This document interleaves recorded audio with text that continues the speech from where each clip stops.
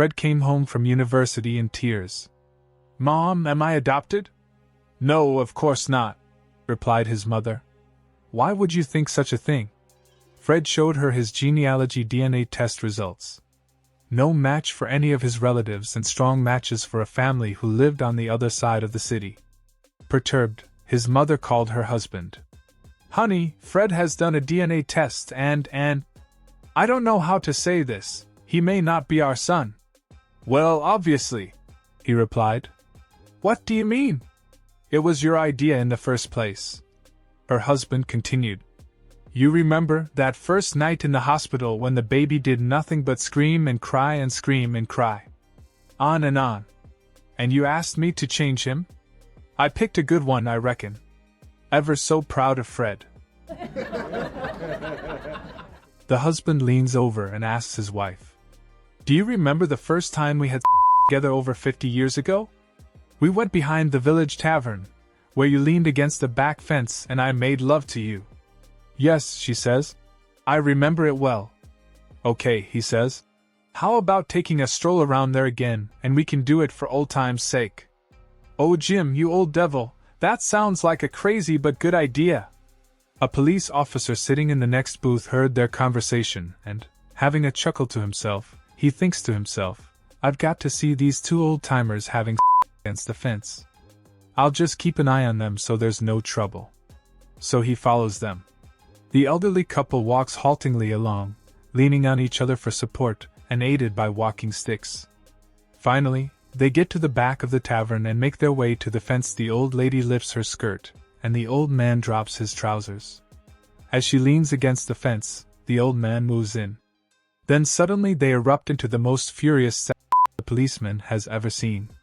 This goes on for about 10 minutes while both are making loud noises and moaning and Finally, they both collapse, panting on the ground. The policeman is amazed. He thinks he has learned something about life, and old age that he didn't know. After about half an hour of lying on the ground recovering, the old couple struggle to their feet and put their clothes back on. The policeman is still watching and thinks to himself, "This is truly amazing. I've got to ask them what their secret is." So, as the couple passes, he says to them, "Excuse me, but that was something else. You must have had a fantastic life together. Is there some sort of secret to this?" Shaking, the old man is barely able to reply. 50 years ago that wasn't an electric fence." A blind pilot walks into a plane waving his walking stick. The passengers all look at each other in disbelief. The flight attendant gets on the PA and says, "Ladies and gentlemen, as you can see, the captain is legally blind, but rest assured, he is one of the best pilots in the world with over 6,000 successful flights." Next, the co-pilot makes his way to the plane, and he is also blind and uses his walking stick to make it to the cabin. The flight attendant gets on the PA and says, "Ladies and gentlemen, as you can see, the co-pilot is also blind, but rest assured, he is the second best pilot in the world with over 5,000 successful flights." At this point the plane begins to take off from the runway. As it gains speed, the passengers grow tenser. The plane keeps accelerating more and more, and as it approaches the end of the runway, it still hasn't left the ground.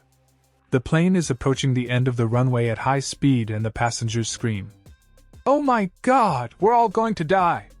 Suddenly, the plane takes off and begins its ascent.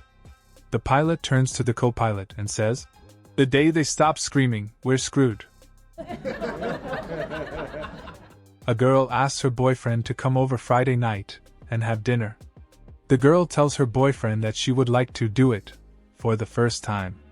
The boy is ecstatic, but he has never done it before, so he goes to the pharmacist to get some protection. The pharmacist helps the boy for over an hour and tells the boy everything there is to know about protection. At the register, the pharmacist asks the boy whether he would like the 3-pack, 10-pack or family pack. Boy picks the family pack because he thinks he will be really busy since it is his first time. The boy shows up at the girl's house, and she takes him to the dinner table where her family is sitting. The boy quickly offers to say grace and bows his head. 1 minute passes, and the boy is still in deep prayer with his head down. This continues for 20 minutes, and he shows no movement. Finally, the girl leans over and whispers, "I had no idea you were so religious." The boy whispers back, "I had no idea your father was a pharmacist." Little Johnny walks into school one day to find a substitute in place of his regular teacher. She says, "Hello class, I'm Mrs. Prussy. When you say my name, class, remember it has an R after the first letter." The entire class says, "Hello, Mrs. Prussy." A few days later, the regular teacher is still out sick, and when little Johnny gets to his desk, the teacher asks him what her name is. Johnny thinks hard and then says to the teacher, "I remember it has an R after the first letter." "That's right," she coaxed. Then after a few seconds little Johnny says, "Mrs. When I was learning to drive in the winter, my dad told me, if you're ever lost in the snow, wait for a plow truck then follow it. One cold, snowy Minnesota night, I got lost on the way home.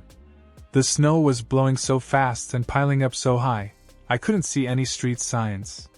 With no map in my car and a dead cell phone, I thought I might be stranded, so I pulled over to the side of the road. Then breaking through the flurries, I saw the headlights of a plow truck in my rearview mirror. Thanking my lucky stars, I turned in and followed the truck, hopeful that it would lead me back somewhere I recognized. I followed that truck for what felt like hours.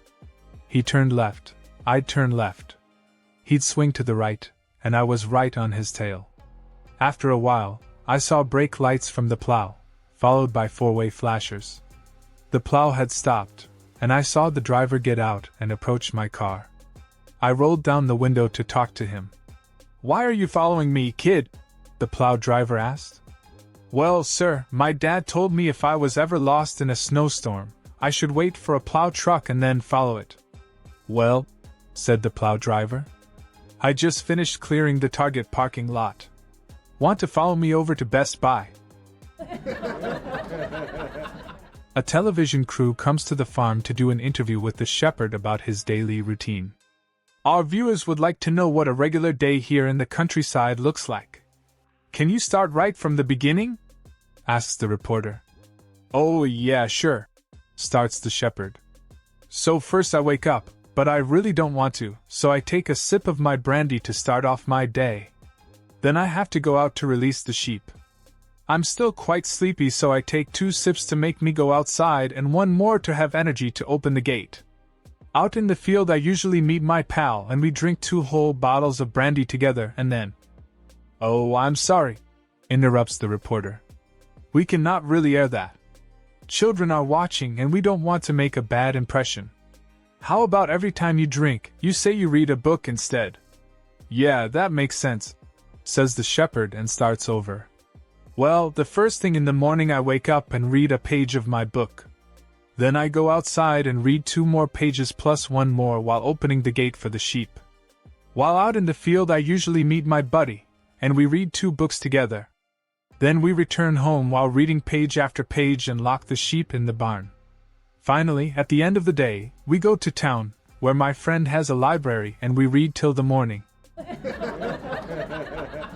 A doctor, a priest and an engineer go golfing. After only a few rounds, they get caught behind the worst group of golfers they've ever seen. After growing impatient from waiting for them to finish their holes, they go into the clubhouse to complain. "Let me explain," says the manager. "You see, those men all used to be firefighters, some of the best our city has ever seen. There was a fire here at the clubhouse about 5 years ago. Those heroic men saved our clubhouse from the fire. However, most unfortunately, they all lost their sight in the terrible fire. Since then, they are welcome to use our facilities for life. It's the very least we could do." The priest looks forlorn and says, "I'm so sorry to hear it. I will hold a prayer service this Sunday dedicated to these men." The doctor says, "What an awful thing. I know a highly regarded optometrist who has done some research that might be able to help them. I'll arrange for them to meet as soon as I can." The engineer thinks for a moment and says, "Why can't they golf at night?" That was funny. Hope you like it. Like, subscribe, and share.